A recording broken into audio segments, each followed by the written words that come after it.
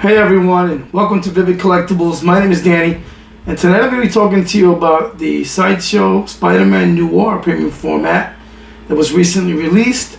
This is edition size, total of 1,000, 400 exclusive, and 600 of the collector edition.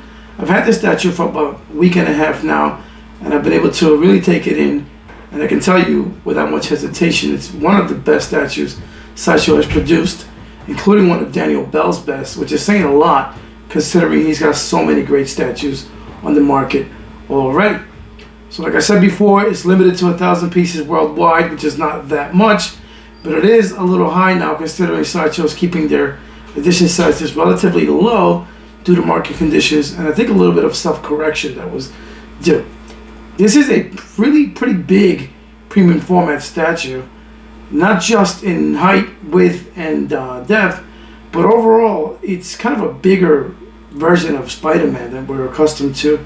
It's a little bit of a different project by Daniel Bell, who's used to doing more anatomy and musculature on his statues. This is more of an outfit, and let me tell you, he pulled it off with elegance and grace. He's amazing at what he does, and this just continues to prove the point of that he's just one of the best in the business. And in my opinion, this is easily one of his top three.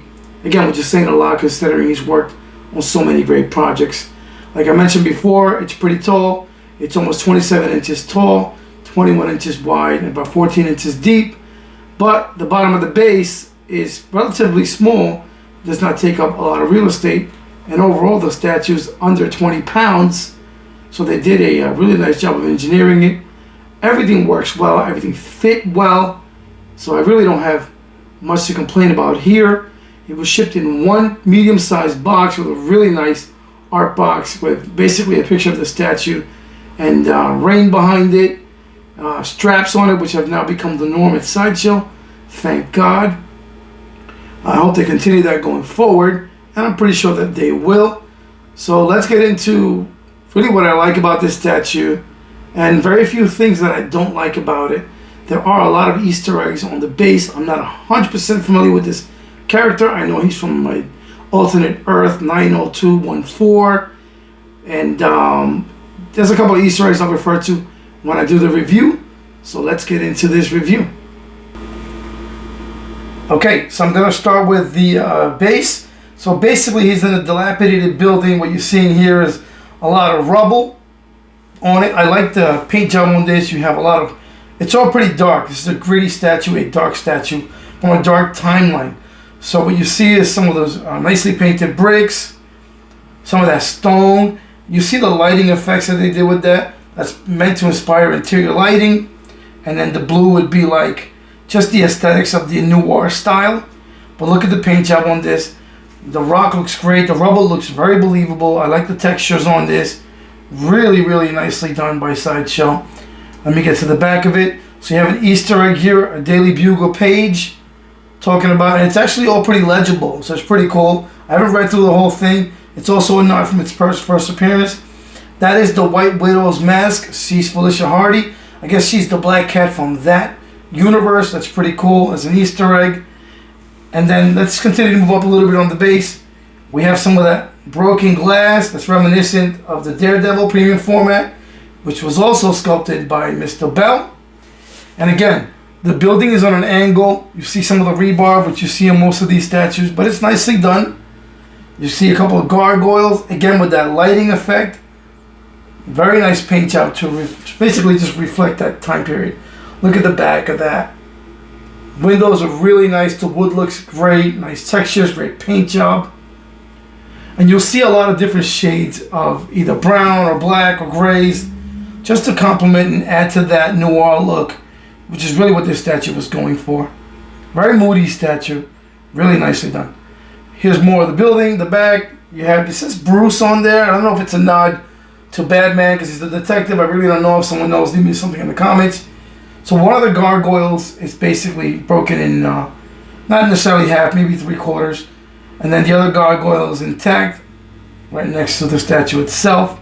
So let's go back down. I'm getting a little bit ahead of myself. Let's go to the boots. Again, really nicely sculpted, beautifully painted. You see all the stitching on there, the soles. The back of the soles, they spared no detail on this statue. Really, really nice. Again, look at the brickwork, the window, the outlines, the paintwork, all the cracks in the stone, the chips and all the breakages. Very nicely done, very believable. Again, look at the boots, really nicely sculpted and painted. I like the different shades of light. So you have blue on the outside to reflect that noir. Same thing for the coat. And on the inside of the statue, it's reflecting the light from coming from the building, which is really, really cool. So you see that color on those windows, the broken windows.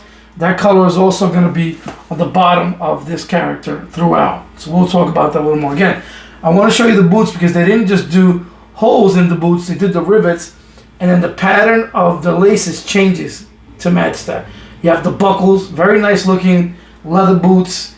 Again, great stitch work, great leather work, fantastic job by Sideshow on this particular piece. Daniel Bell just keeps getting better and better, and Sideshow's pushed their game a little bit. They're doing a good job. I mean, their prices have increased a little bit, just like everybody else has, but you're getting a good product. Now we're going to go on to his pants. Nicely textured. I'm sure it's capturing it now. Again, the folds, all the wrinkles, the tension from his posing, and that paintwork. That I cannot emphasize enough just how good the shadows and the shading on this are. The paint job on this statue is remarkable. Really, really remarkable. For a factory paint job, it's really, really good. So let's wait for it to pan. All right, more of the pants. Again, great stitching, great paint work.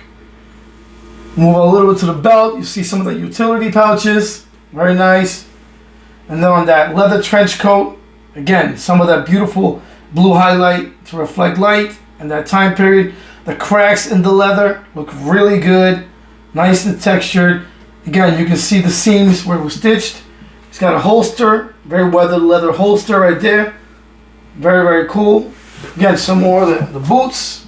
Look at that. Again, look at the lace work on that, and then the laces up top. The rivets on the boot, very nice. Let me wait for this thing to come around so I can show you that Spider-Man belt buckle. Again, look at the back of this trench coat. Really, really nice leather work. Obviously, it's fully sculpted. And then you have the straps on the coat floating in midair, right? Reflecting the movement that's created by the wind. It's a windy New York City. And this statue has a pose that tells you so. Again, look at that. Lighting from the inside of the building emanating onto the statue. Beautiful, like orange glow. Very, very nicely done. I meant to show you the belt buckle and I got caught up in basically just describing this. But it's really, really, really nice. And easily one of their best in a while. Again, look at that. Very nice work on the gargoyles. Stonework is outstanding. Look at the cracks. And there's your belt. Very cool. Silver and black. Buttons on that jacket. You have that turtleneck. Again, very nicely textured and painted. The back of the trench coat. Then you have the collar. Really nice. Again, that blue paint just to that reflects light. Looks unbelievable. And there's your grappling gun. A lot of good details. Look at the woodwork on the handle. You have the barrel. I mean, this is a really nicely done piece. Overall, a lot of great details. Look at all that. And then the grapple right there. Now the portraits are really, really good. You have Spider-Man with basically a fedora, looking very detective-like. And then you have these goggles. They almost look like swimmer's goggles.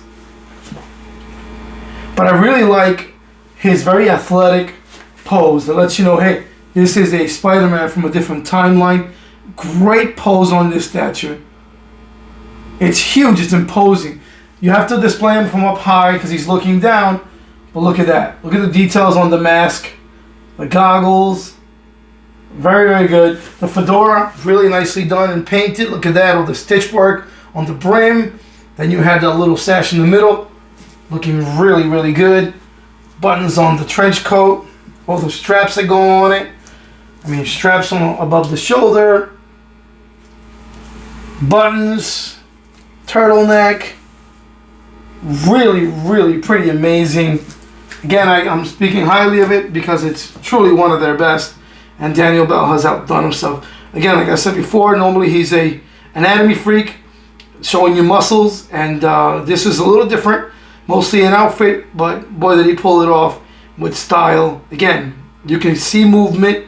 I love the way that the movement is showing. You can see it's windy. You can see it's nighttime. It's a very dark and gritty piece. Now I'm going to show you the exclusive switch outs. Give me 1 second. I'm going to switch them and then I'll be right back. Okay, so here we have it. I switched it to the exclusive, which is basically a damaged portrait, missing the fedora hat. Again, more of that great detail. You have one of the lenses is broken, the other lens is cracked, so you can see Peter Parker's eyes. Some great teeth detail. You can see some skin on that. All the tears and rips on the mask from this battle. Look at that. And then you see his brown hair exposed. Some of that great leather work on his mask. A lot of great detail. I'm not sure that I'm going to really display him like this much, because I think this is, the collector portrait is so good. This one adds a little, but it's not a exclusive or bust. In fact, I would probably just get the collector edition. This does look good, however, but the collector edition is a lot better. And then the switch on hand is a Spider-Man idol. Supposedly this is how he gets all his powers. This little item in his hand is responsible for his powers. Again, it's pretty cool. I mean, it's nice to have switch outs, but honestly, this is the collector edition is more than sufficient with this one, and it looks really, really, really good.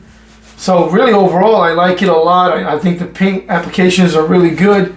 The pose is really imposing. The base tells a great story. You have all these little Easter eggs surrounding it. So far, again, a factory paint job. It's really, really good. What you're getting in here is a complete statue. Great, great pose, great paint. He may be an obscure character. He's still a Spider-Man character. I know that as of right now, the exclusive is waitlisted, but they still have the collector edition, which again, in my opinion, you really can't go wrong with getting either one. Great job by Sideshow. Great job by Daniel Bell again. So I'll see you guys again soon. Let me know what you think of it in the comments. Thank you for watching.